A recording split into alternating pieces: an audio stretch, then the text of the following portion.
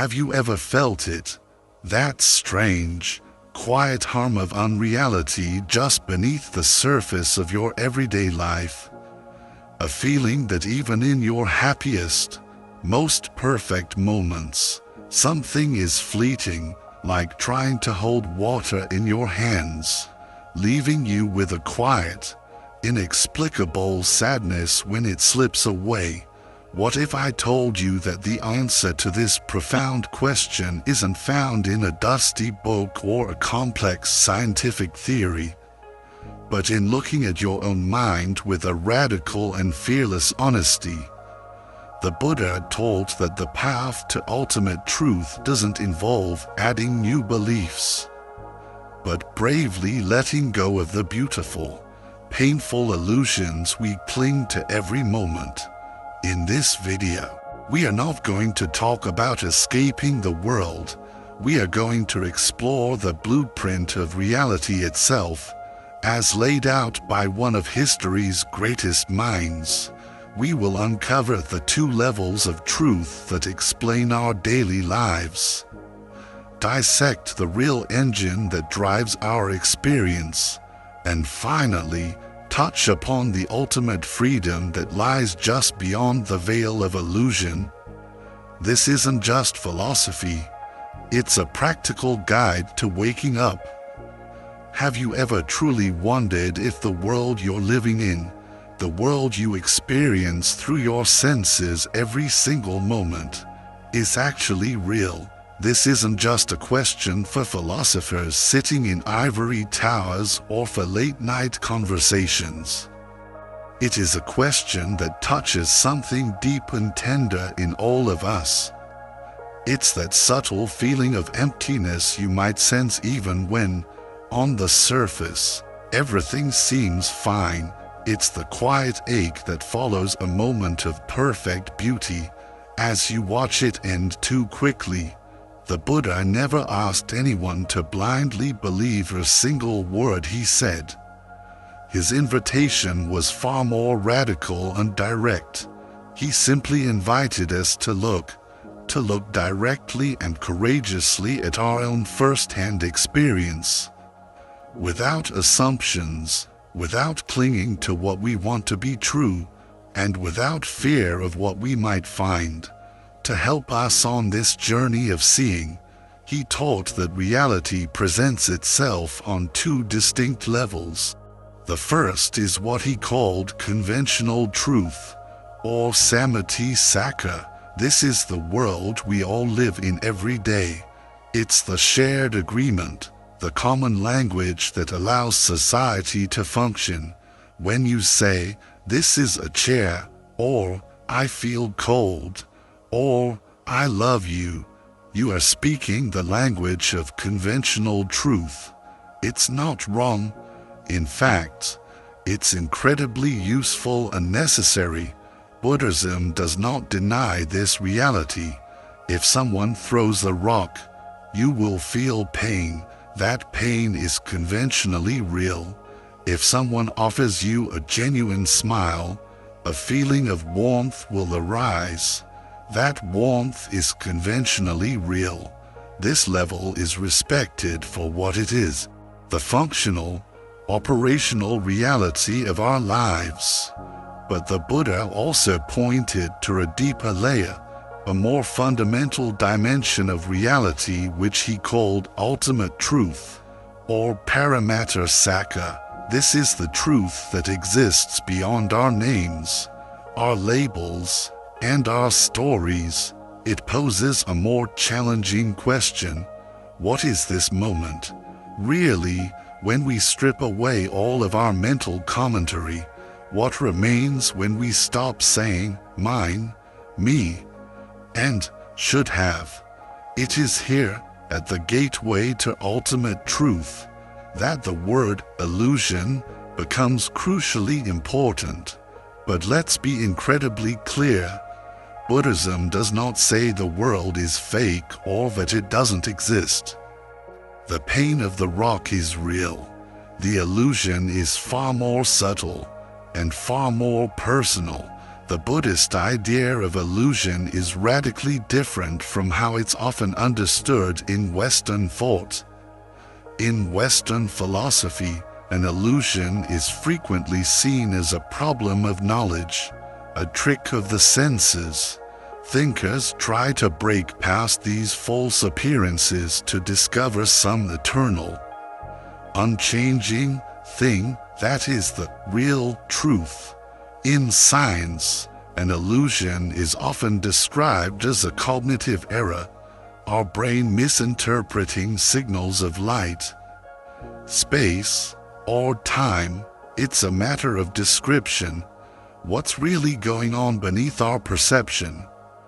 But in Buddhism, the concept of illusion is not about knowledge, it is about suffering. We see things, we feel emotions, we hear words, and then, in an instant, we react, we cling to them, desperately hoping the pleasant ones will last forever and fearing the unpleasant ones will never leave. We treat what is temporary and flowing as if it were permanent and solid. We treat what is constantly changing as if it was stable, and most importantly, we treat what is impersonal and empty of a separate self as if it is me or mine. This deep, instinctual misperception is the very root of all our anxiety, stress, and suffering. The goal isn't just to intellectually understand this illusion, it is to be completely free from its grip. To illuminate this condition, the Buddha described 3 universal characteristics, all marks, that are present in every single aspect of conditioned existence. 1. Impermanence, anicca, nothing stays the same. Not for a year, not for a day, not even for a single second. Your body is in a constant state of flux, changing with every breath. Your thoughts are like clouds, appearing from nowhere, taking a shape and dissolving back into nothing. The people you love, the world around you, everything is in constant motion, rising and falling. Moment by moment. This is not a tragic flaw of the universe. It is its fundamental rhythm. 2. Unsatisfactoriness, dukkha. This is often translated as suffering, but a more nuanced understanding is unsatisfactoriness or stress. Because everything is impermanent, nothing in the conditioned world can ever provide us with lasting, ultimate satisfaction. Even the most sublime joy contains the seed of pain, because we know it will end. The desperate search for lasting happiness in a world that is constantly changing is a game that is rigged from the start, and it always ends in a subtle or profound sense of frustration. 3. Not self, anatta. This is perhaps the most challenging and ultimately the most liberating of the 3 truths. What we call I or myself is not a fixed, solid thing. There is no little person, no permanent CEO, sitting inside your head making decisions. The Buddha invites us to look for this self. Where is it? Can you point to it? Or do you simply find a flowing, dynamic process, an ever-changing pattern of physical sensations, thoughts, memories, habits, and emotional reactions? What we call a self is more like a whirlpool in a river than a stone on the riverbed. It has a distinct pattern, a form, but it has no separate, independent existence apart from the flowing water itself. Let's bring this down to earth. Think of a moment when you felt a flash of intense anger. At that time, the anger felt incredibly personal. You were angry, you had been attacked, but where is that specific anger now? It arose, it burned hot like a fire, and then it faded away. Now, think of being criticized by someone. It hurts because we have a deeply ingrained feeling that a solid, continuous me has been insulted. But where exactly is this me that was wounded? Is it in your hand, your heart, your thoughts? The closer you look, the more elusive it becomes. This is precisely how the illusion works. We suffer not because things appear in our experience, but because we instinctively believe they are happening to us, and that they belong to us. The Buddha expressed this with the elegant precision of a master surgeon in the Dhammapada. All conditioned things are impermanent. All conditioned things are unsatisfactory. All things are not self. These are not meant to be poetic lines or articles of faith. They are direct, verifiable observations, available to anyone who is willing to look closely at their own experience. Right here, right now, when we begin to see these truths not as abstract beliefs to be memorized, but as reality showing itself in this very moment, something profound begins to shift. We realize we don't need to escape the world. We just need to see it clearly for the first time. The engine of illusion, how reality works. If everything around us is impermanent, unsatisfactory, and lacking a solid self, then why does it all keep happening? Why do thoughts, feelings, and experiences continue to arise, change, and fade away in this relentless, often chaotic, stream of life? What is the engine that keeps this entire cycle moving? The Buddha gave a precise and profound answer. He didn't point to a creator God, a mysterious soul, or some random cosmic force behind it all. Instead, he pointed to a universal law, as fundamental and observable as gravity, paticca or dependent origination. This isn't just a philosophical theory. It's a direct observation of how reality actually functions. The law states, with breathtaking simplicity, when this is, that is, from the arising of this, that arises, when this is not, that is not, from the ceasing of this, that ceases. In other words, nothing exists in isolation. Everything arises in dependence upon conditions. A plant arises from the conditions of a seed, soil, water, and sunlight. A thought arises from the conditions of sensory input and memory. A relationship arises from the conditions of two people meeting and interacting. And when those supporting conditions fall away, the thing that arose disappears. 2. Remove the causes, and the result fades. Add the causes, and the result appears again. This is why things are always changing, because the conditions that support them are always changing. This is why we can never find lasting satisfaction in them, because they have no power to exist on their own. And this is why there is no separate, permanent me behind our experience. There is only an impersonal process of causes and effects unfolding moment by moment. So how does this universal law relate directly to our suffering? The Buddha pointed to a specific chain of 12 links that explains how the cycle of stress and suffering is generated. But even without memorizing all 12, we can understand the two key types of fuel that keep the cycle spinning relentlessly.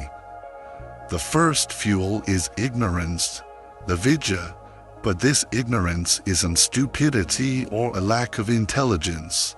A brilliant Nobel Prize-winning physicist can be completely steeped in avidya. It is a specific, fundamental kind of not seeing. It is the trance-like state of not seeing impermanence, not seeing unsatisfactoriness, and not seeing the not-self nature of our own being. We live our lives in a waking dream, fundamentally mistaking the impermanent for the permanent, and the impersonal for the deeply personal. And from this deep-seated blindness comes the second, explosive fuel, craving and clinging, tanha and upadana. Because we don't understand the true nature of things, we constantly react with a push and a pull.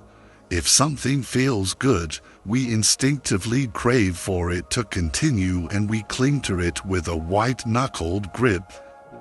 If something feels bad, we instinctively crave for it to go away and we cling to the hope of its absence. Either way, we are grasping, resisting, and holding on, but the world is like a flowing river.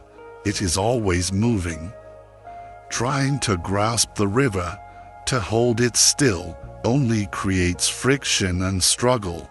That friction, that tension, that struggle is suffering, and now we reach a strange, beautiful paradox. If there is no solid self, then who is it that suffers? Who is feeling this pain, this clinging, this hoping, this fearing? The Buddha's answer is radical. There is no fixed sufferer. There is only the impersonal process of suffering itself. It's like walking. We can talk about a walker, but is there really a walker that exists separately from the physical act of walking? No, there is just the process of walking happening, or like thinking, we believe there is a thinker behind our thoughts. But if we look closely, there is just the process of thinking arising and ceasing. In exactly the same way, there is just the process of craving, reacting, and feeling happening. There is no one behind the curtain pulling the levers. There are just conditions playing out according to their nature. This insight isn't cold or mechanical. It is incredibly, profoundly freeing. It means you are not fundamentally flawed. You are not doomed by some inescapable fate or trapped in a permanent identity. You are part of a pattern, and if you can understand the pattern, you can step out of it.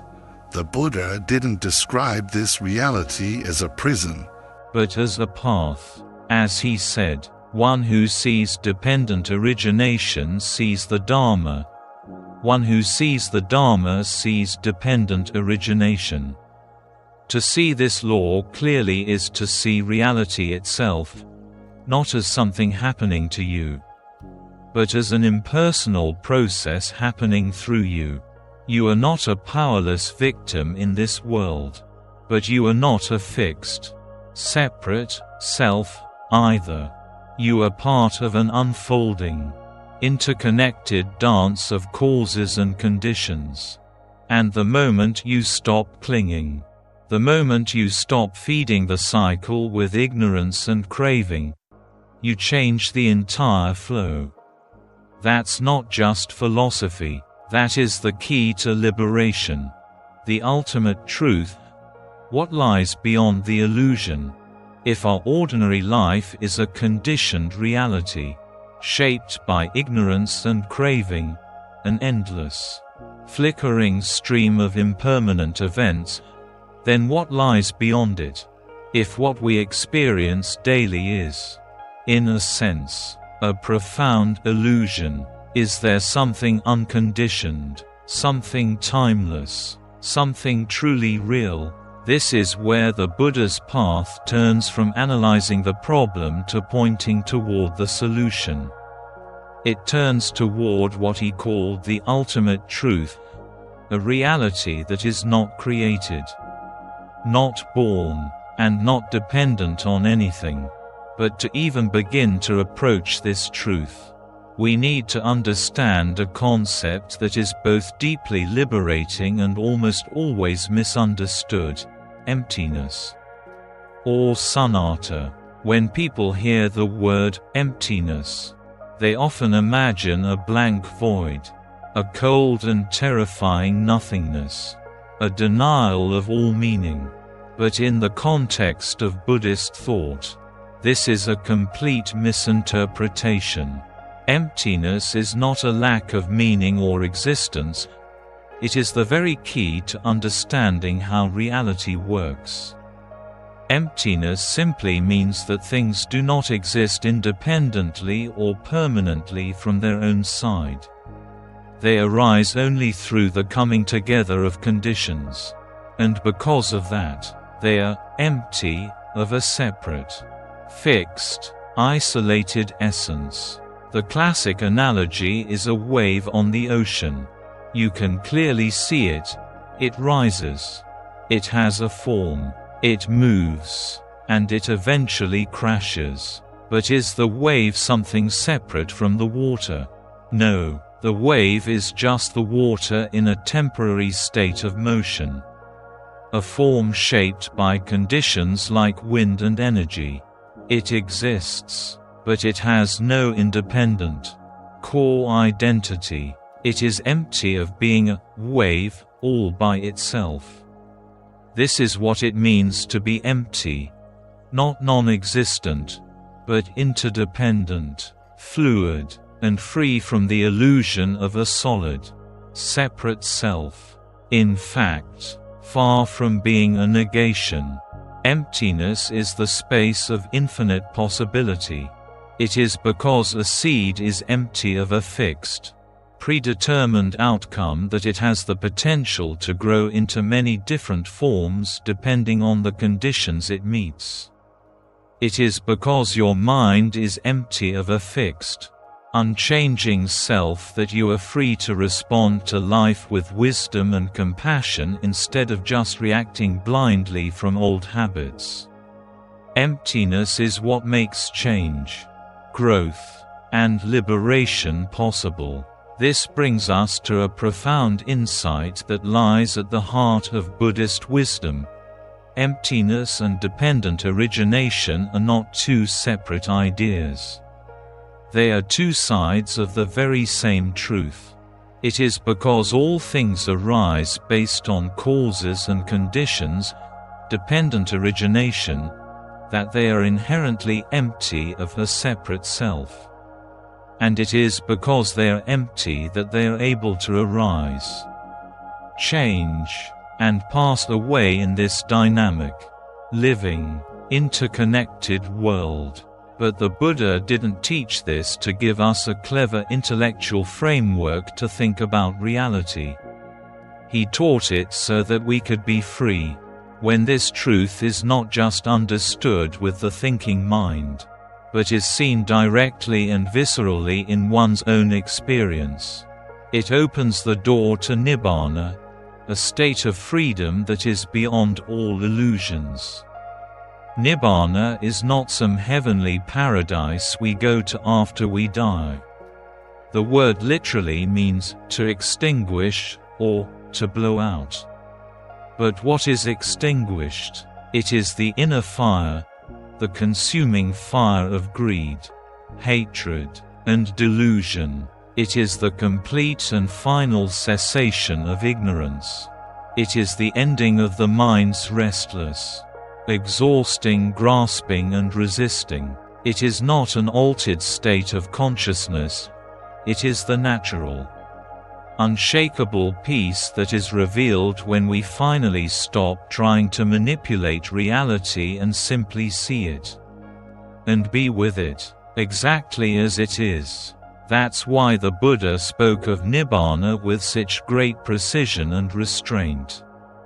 He knew it was beyond all our usual categories, beyond the dualities of existence and non-existence.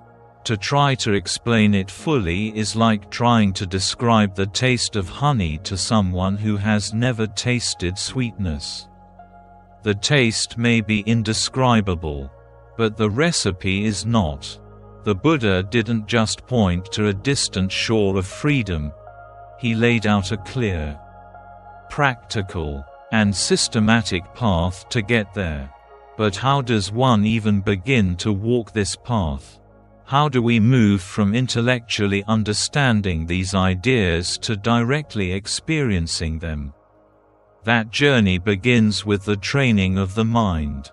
And while the taste of that ultimate reality may be beyond words, the Buddha insisted that the path to it is not.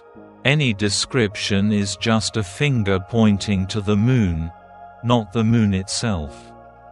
Yet, he did give us a glimpse, a few powerful words to point our hearts toward this unconditioned reality, not as a distant fantasy, but as a real and present potential. He said, "There is, monks, an unborn, unbecome, unmade, unconditioned. Therefore, an escape is visible for the born, become, made, conditioned." These are not the words of a poet trying to soothe our fears. This is the radical declaration of a spiritual scientist. He is stating, as a matter of observable fact, that because there is an unconditioned reality, a dimension of being that is free from the endless cycle of cause and effect, an escape from our conditioned world of birth, decay, and death is not just a hopeful fantasy, but a tangible possibility. This is not a promise of a future reward in another life. It is a statement of a present fact. The unconditioned exists, not elsewhere, not later, but right here, right now, like a silent, peaceful sky hidden behind the storm clouds of our thoughts. It is the profound peace that becomes self-evident the moment we stop clinging, stop chasing illusions, and begin to see with pristine clarity. The path to it is not a dramatic leap to another world. It is a quiet, steady, and courageous return to the peace that was never separate from us in the first place. The path to freedom, walking the middle way. So, if ignorance and craving are the twin roots of our suffering, and Nibbana is the ultimate end of that suffering, then the real, urgent question becomes, how? How do we walk the path from the murky shadows of delusion into the clear light of reality? From the bondage of our habits to the freedom of awakening. The Buddha was not merely a philosopher diagnosing the human condition. He was a master physician who offered a precise, methodical, and complete prescription for healing it. He called this prescription the Noble Eightfold Path. This is not a random list of moral commands to be obeyed or spiritual rituals to be performed. It is a complete and integrated training program for the human heart and mind. It is a holistic system designed to transform how we see, how we act, and how we think when lived fully. It is the path that turns the lead of suffering into the gold of wisdom, and the chaos of confusion into the sanctuary of peace. To better understand this comprehensive path, it is often grouped into three essential, interwoven trainings. Think of them like three strands of a powerful rope, each one making the others stronger. Sila, ethical conduct; samadhi, mental discipline; and panna, wisdom, like the three legs of a tripod. They support one another and work together to create an unshakable foundation. The first training, sila, or ethical conduct, is the solid ground beneath our feet. It includes the path factors of right speech, right action, and right livelihood. This is not about becoming rigid, pure, or morally superior to others. It is about a very practical and compassionate choice, the choice to actively cause no harm, neither to others nor to our future selves. When we commit to speaking with honesty and kindness, to acting with integrity, and to earning a living in ways that do not contribute to the suffering of beings, a beautiful and tangible thing happens. Our hearts begin to settle. The inner static of guilt, regret, and restlessness starts to fade.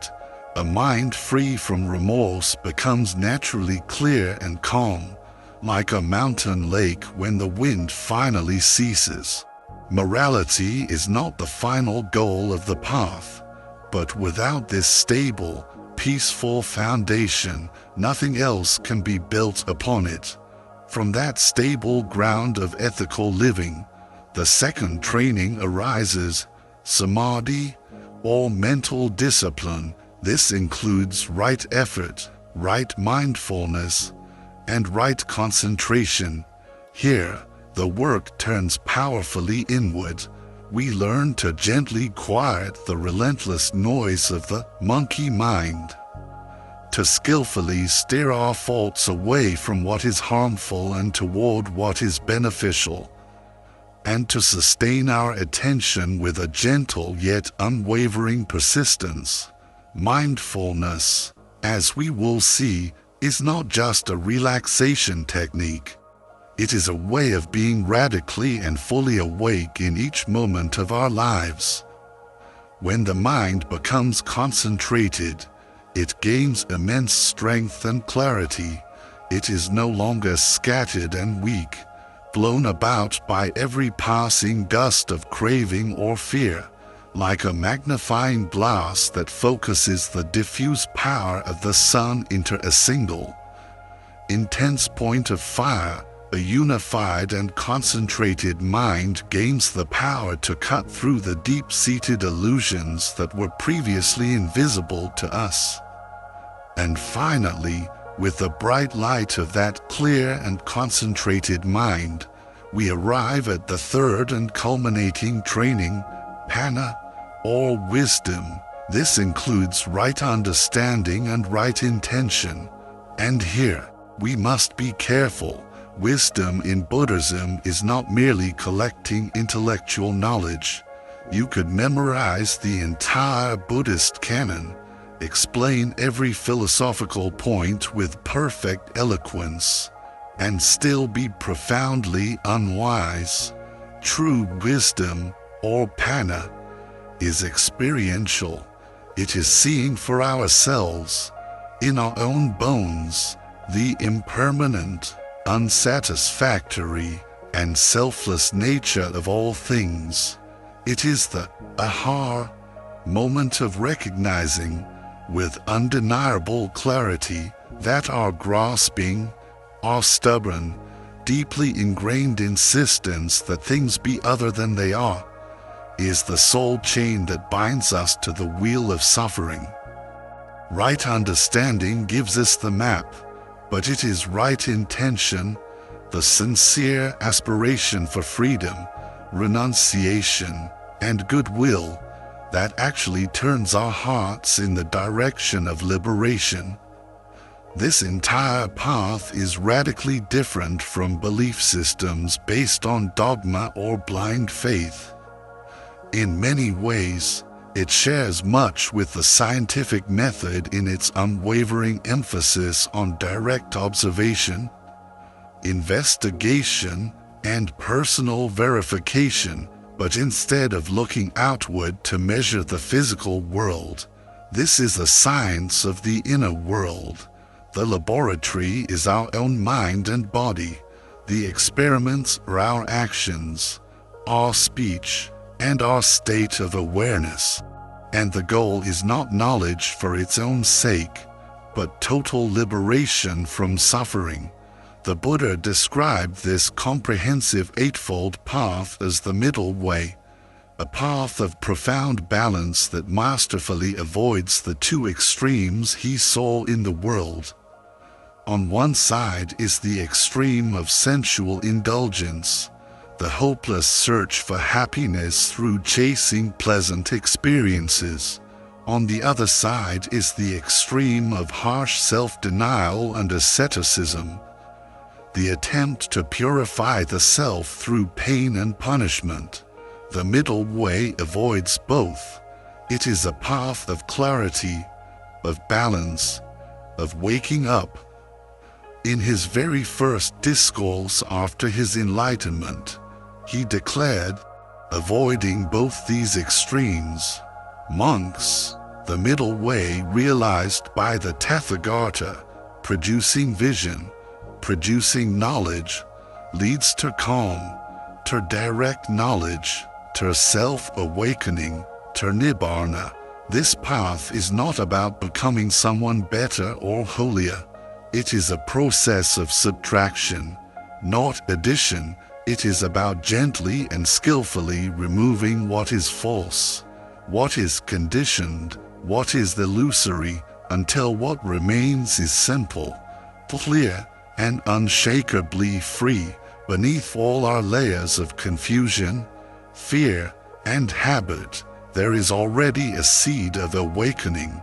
The Noble Eightfold Path is simply the wise and compassionate way we water that seed, not with blind faith, not with brute force, but with sincerity, patience, and penetrating insight. Step by step, moment by moment, we are simply walking our way home. The bridge from understanding to awakening. A profound and essential question often arises as we approach the heart of this path. If there is ultimately no solid self, no fixed me or you, then why should we care about anyone at all? If life is empty of any inherent, separate essence, what is the point of compassion? Why love? Why help? Why serve? This question is not a challenge to Buddhist practice. It is the very doorway into its deepest and most beautiful expression.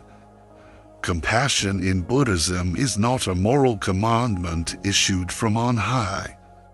It is not an obligation to be fulfilled or a virtue to be polished for our own spiritual resume. Instead, compassion is the natural, unavoidable fragrance of wisdom when one truly and deeply sees through the illusion of a separate, isolated self, the rigid, artificial boundaries we draw between I and you, us and them, begin to dissolve. The very idea that I could truly thrive while you suffer, or that your joy is irrelevant to my own, is revealed to be a logical absurdity. Every being is seen as part of the same vast, interconnected field of dependent conditions. The pain of another is no longer perceived as the problem over there. It is simply pain arising in the great, shared web of life to which we all belong.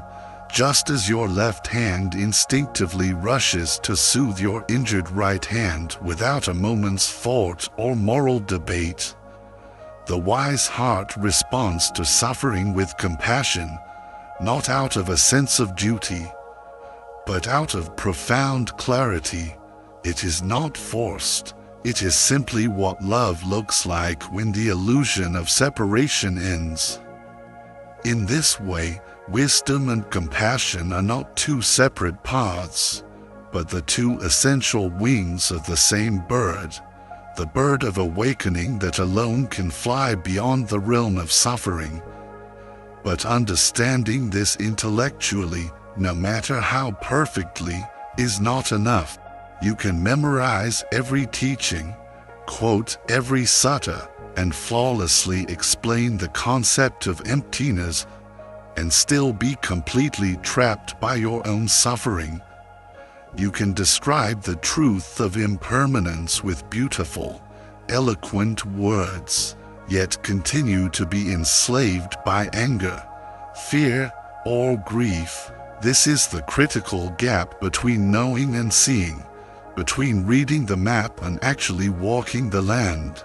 Real transformation happens not when we know that our faults and emotions are impermanent, but when we can directly and intimately observe them changing, moment by moment, inside our own living experience. Imagine a wave of anger rising like a surge of heat in the chest. If it is seen with clear, mindful wisdom, it no longer feels like your anger. It becomes just energy, just sensation, just a temporary, impersonal pattern arising and passing away in awareness. There is no need to suppress it or to fight it, when you no longer believe there is anything solid to cling to. The clinging simply lets go on its own. Liberation, in this sense, is not a heroic effort. It is a natural, graceful consequence of seeing clearly. So how do we learn to see in this way? How do we bridge this gap from concept to reality? The Buddha gave us the single, powerful, and universally accessible tool, mindfulness, known in the ancient Pali language as sati.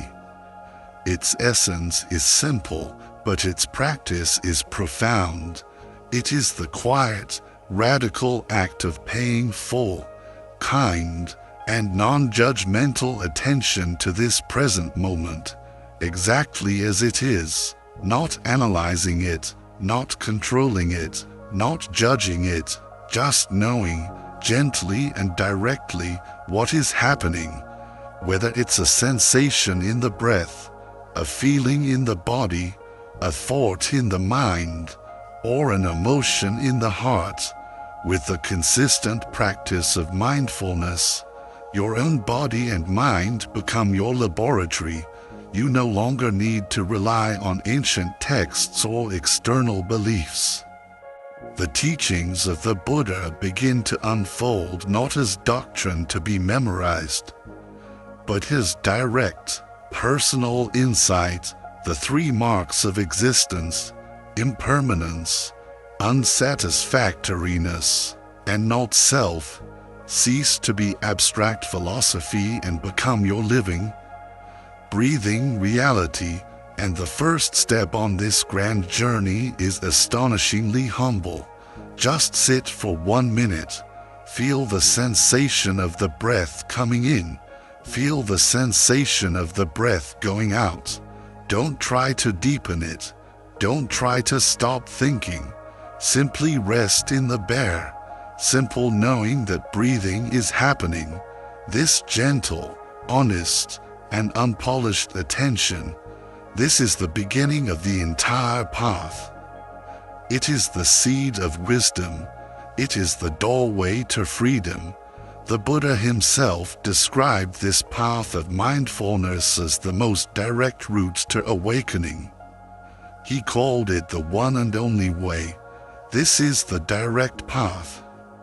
Monks, for the purification of beings, for the overcoming of sorrow and lamentation, for the ending of suffering and grief, for reaching the right path, and for the realization of Nibbana, namely, the four foundations of mindfulness. In the end, the nature of reality is not something to be argued over in comment sections, but something to be experienced directly in the laboratory of your own heart. The Buddha's teachings do not demand your blind faith. They ask for your sincere curiosity and your courage, the courage to look deeply. to stay present when it's difficult, and to walk the path for yourself. The end of suffering is not a prize waiting for you in the distant future. It is not somewhere far away. It is available right here, right now, in this very breath, in this present moment of awareness, waiting patiently to be seen. If this deep dive into the nature of reality and the path to freedom has resonated with you, and you want to continue this journey of exploration with us, please support our work by giving this video a like. It truly helps this message find others who are seeking it. And be sure to subscribe and click that notification bell, because our exploration of these profound, life-changing truths is only just beginning. But most importantly, I want to hear from you. This path is not walked alone. In the comments below, please share one insight from this video that stood out to you the most. Was it the idea of the two truths, the nature of compassion as a result of wisdom, or the powerful simplicity of just watching a single breath? Your insights enrich this entire community. Thank you for sharing your time and your precious attention. May you walk the path with clarity, courage, and great peace. Until next time.